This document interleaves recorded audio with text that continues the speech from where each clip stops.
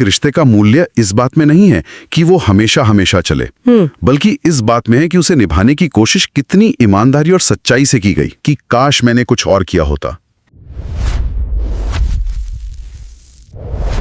आज हम एक बहुत ही खूबसूरत और गहरे संवाद पर बात करने वाले हैं।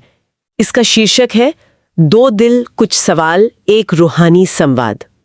ये कोई लंबी चौड़ी कहानी नहीं है, बस दो लोगों के बीच कुछ सवालों और जवाबों का एक सिलसिला है। हाँ। और इसकी पहली लाइन ही मतलब पूरा माहौल बना देती है। कभी कभी सबसे खूबसूरत बातें सवाल बनकर आती हैं और जवाब दिल में रह जाते हैं। बिल्कुल। ऊपर से देखने पर तो ये बस एक प्यारी सी बातचीत लगती है ना? लेकिन असल में ये रिश्तों को समझने की एक मास्टर क्लास जैसी है। ये एक मास्टर क्लास ही है, बिल्कुल, क्योंकि ये उन भारी भरकम सिद्धांतों को मतलब बहुत सरल और मानवीय तरीके से सामने रखती है। हाँ। जिन्हें समझने में मनोवैज्ञानिक कई किताबें लग देते हैं। आज हमारा मकसद सिर्फ इस संवाद का अनुवाद करना नहीं है, बल्कि इसे डिकोड करना है। डिकोड करना है, सही कहा। डर पर कही गई ये साधारण सी बातें असल में किसी भी मजबूत रिश्ते के वो जो मनोवैज्ञानिक स्तंभ होते हैं उनको उजागर करती हैं। तो चलिए इस बातचीत की नींव से ही शुरू करते हैं। इसकी शुरुआत होती है एक सवाल पूछने की इजाजत से। लड़का पूछता है, एक सवाल पूछूं अगर इजाजत हो। लेकिन जो जवाब मिलता है वो इस पूरी बातचीत का टोन ही सेट कर देता है। हाँ, वो जवाब बहुत जरूरी है। लड़की कहती है, अगर सवाल दिल से हो तो इजाजत नहीं, हक होता है। अब ये सुनने में तो बहुत रोमांटिक लगता है, लेकिन क्या ये सिर्फ शब्दों का खेल है या यहाँ कुछ गहरा हो रहा है? नहीं, ये शब्दों के खेल से कहीं ज्यादा है। ये एक तरह का मनोवैज्ञानिक अनुबंध है जो बातचीत शुरू होने से पहले ही बन रहा है। मनोवैज्ञानिक अनुबंध? देखिए, इजाजत शब्द में एक दूरी है, एक फॉर्मल ढांचा है। ये दरवाजा खटखटाने जैसा है जहां आपको नहीं पता कि अंदर से क्या जवाब मिलेगा। सही बात है। लेकिन हक शब्द वो उस दरवाजे को हमेशा के लिए खोल देता है। ये कह रहा है कि इस जगह पर हमारे बीच तुम्हारा स्वागत है। तुम जो महसूस करते हो वो पूछने का तुम्हें पूरा अधिकार है। अच्छा। मनोविज्ञान में हम इसे साइकोलॉजिकल सेफ्टी या मनोवैज्ञानिक सुरक्षा का माहौल बनाना कहते हैं। मनोवैज्ञानिक सुरक्षा, ये दिलचस्प है। मतलब ये जवाब सिर्फ एक जवाब नहीं है, बल्कि एक माहौल तैयार कर रहा है जहां दूसरा इंसान बिना किसी डर के अपनी सबसे गहरी बातें भी कह सके। बिल्कुल। वो कह रही है कि हमारे रिश्ते में सवालों पर कोई फिल्टर लगाने की जरूरत नहीं है, बशर्ते वो सवाल दिल की ईमानदारी से निकले हों। ये एक अनस्पोकन प्रॉमिस है कि तुम्हें यहाँ जज नहीं किया जाएगा, और यही सुरक्षित माहौल उस हिम्मत को जन्म देता है जिसकी जरूरत आगे आने वाले मुश्किल सवालों के लिए पड़ने वाली है। एग्जैक्टली। बिना इस नींव के शायद ये बातचीत इतनी गहरी कभी हो ही नहीं पाती। तो ये हक एक तरह से एक सुरक्षित जमीन तैयार कर देता है, और शायद इसी सुरक्षा की वजह से वो पहला बड़ा और थोड़ा मुश्किल सवाल पूछने की हिम्मत आती है। हाँ। जो हर रिश्ते की शुरुआत में कहीं ना कहीं दिमाग में जरूर घूमता है। प्यार अचानक होता है या धीरे धीरे? और इसका जो जवाब आता है वो रिश्ते की सबसे बड़ी पहेलियों में से एक को सुलझा देता है। जवाब है, प्यार अचानक होता है लेकिन भरोसा धीरे धीरे, और असली रिश्ता भरोसे से बनता है। ये लाइन इतनी खूबसूरत इसलिए है क्योंकि ये दो बिल्कुल अलग लेकिन जरूरी भावनाओं को अलग अलग करती है। लेकिन यहाँ एक सवाल उठता है। आमतौर पर हम सुनते हैं कि प्यार में भरोसा अपने आप आ जाता है। कई लोग तो कहते हैं कि प्यार का मतलब ही अंधा भरोसा है। तो क्या ये संवाद उस सोच को चुनौती दे रहा है? क्या प्यार और भरोसा वाकई इतने अलग है? हाँ, और ये एक बहुत जरूरी अंतर है। देखिए, ये संवाद रिलेशनशिप साइकोलॉजी के एक बुनियादी सिद्धांत को दिखाता है। अच्छा। उसमें भी शुरुआती आकर्षण यानी इन्फैचुएशन और एक सुरक्षित जुड़ाव यानी सिक्योर अटैचमेंट में यही फर्क बताया गया है। संवाद में जिसे प्यार कहा गया है वो असल में वो शुरुआती चिंगारी है, वो केमिस्ट्री, वो तीव्र खिंचाव जो अक्सर अचानक ही होता है। ये एक बिजली के झटके जैसा हो सकता है। अच्छा, तो लव एट फर्स्ट साइट वाली बात इसी अचानक होने वाले प्यार का हिस्सा है। बिल्कुल। लेकिन संवाद हमें याद दिलाता है कि वो चिंगारी एक मजबूत रिश्ते की गारंटी नहीं है, वो तो बस दरवाजा खोलती है। बस दरवाजा खोलती है। हाँ, असली रिश्ता यानी सिक्योर अटैचमेंट उस भरोसे से बनता है जिसे कमाने में महीनों या साल भी लग सकते हैं। भरोसा एक प्रक्रिया है। ये तब बनता है जब आप देखते हैं कि दूसरा इंसान आपकी कमजोरियों पर हंसता नहीं बल्कि उन्हें संभालता है।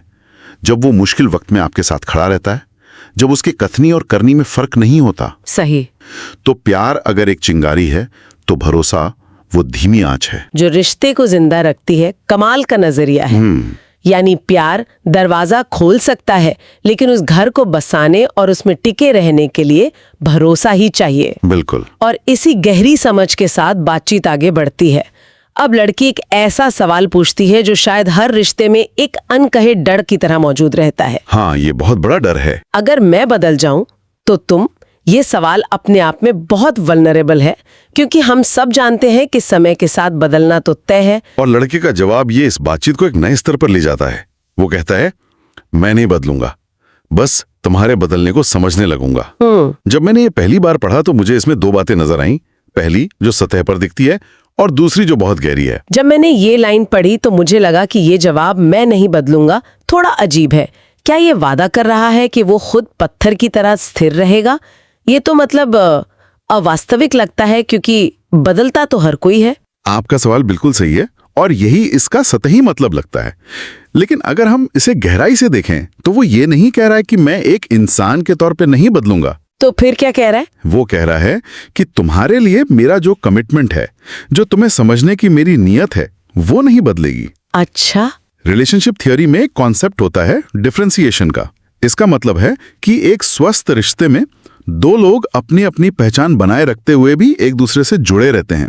वो एक दूसरे में घुल मिल के खत्म नहीं हो जाते। तो ये वादा स्थिरता का नहीं बल्कि अनुकूलन का है कि तुम जो भी बनोगी, मैं उस नए इंसान को भी जानने और समझने की कोशिश करूंगा। ठीक यही। ये वादा रिश्ते को एक पिंजरा बनने से बचाता है और उसे एक बगीचा बनाता है जहां दोनों लोग अपने अपने तरीके से बढ़ सकते हैं और फिर भी एक दूसरे की छांव में रह सकते हैं। कि एक पार्टनर दूसरे से उम्मीद करता है कि वो हमेशा वैसा ही रहेगा जैसा वो पहली मुलाकात में था। सही बात है। ये जवाब उस उम्मीद को तोड़कर एक ज्यादा मजबूत और यथार्थवादी वादा करता है। और ये समझना किसी भी रिश्ते के लिए बहुत जरूरी है। इसी गहरी समझ के बाद संवाद और भी ज्यादा व्यक्तिगत और नाजुक हो जाता है। हाँ। अब वे एक दूसरे के सबसे बड़े डर के बारे में पूछते हैं। लड़का पूछता है, तुम्हें सबसे ज्यादा डर किस बात से लगता है? और लड़की का जवाब शायद हम में से बहुत से लोगों के दिल की बात है।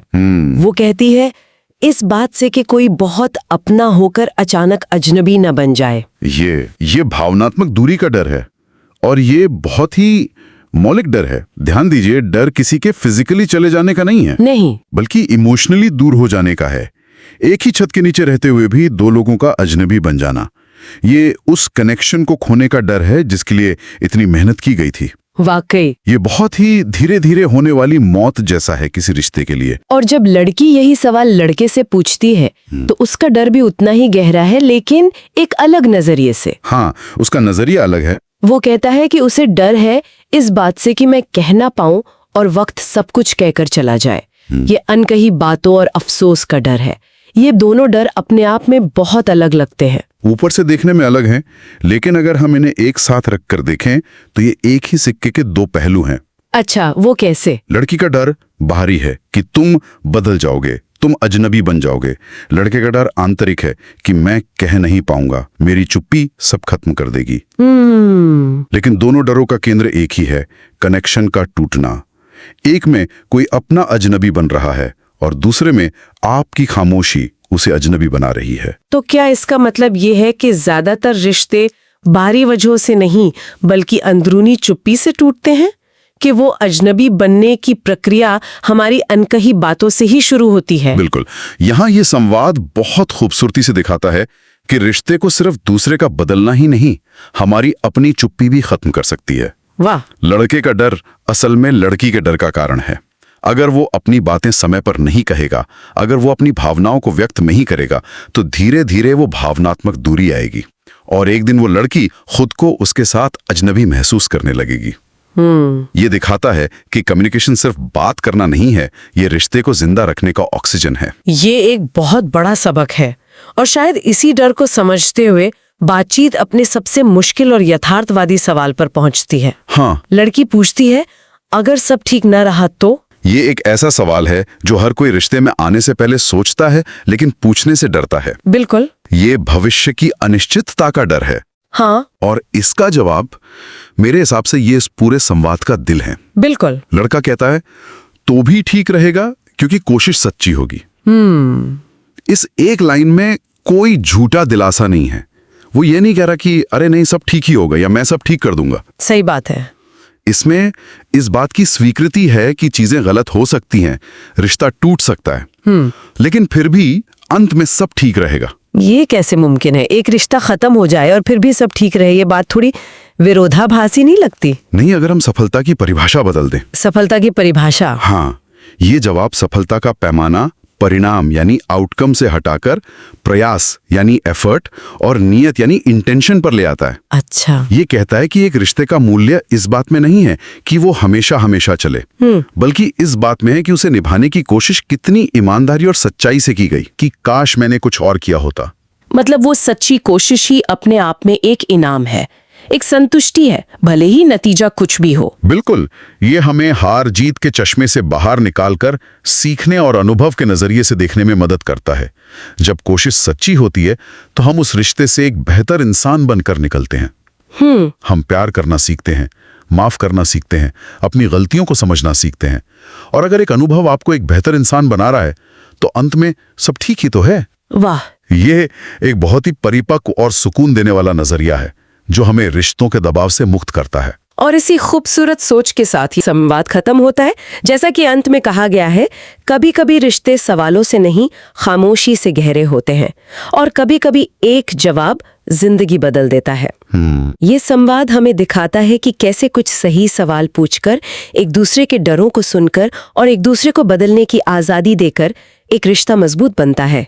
ये सिर्फ बातों का आदान प्रदान नहीं था, ये दो दिलों का एक दूसरे को समझने का एक पूरा सफर था। ये पूरी बातचीत इसी विचार को मजबूत करती है कि रिश्ते बनाना कोई मंजिल नहीं है जिसे पा लिया और काम खत्म हो गया। सही। ये एक सफर है, एक दूसरे को समझने का, मुश्किल सवालों के जवाब साथ मिलकर खोजने का, और कभी-कभी बिना जवाबों के भी एक दूसरे का हाथ थामकर साथ रहने का।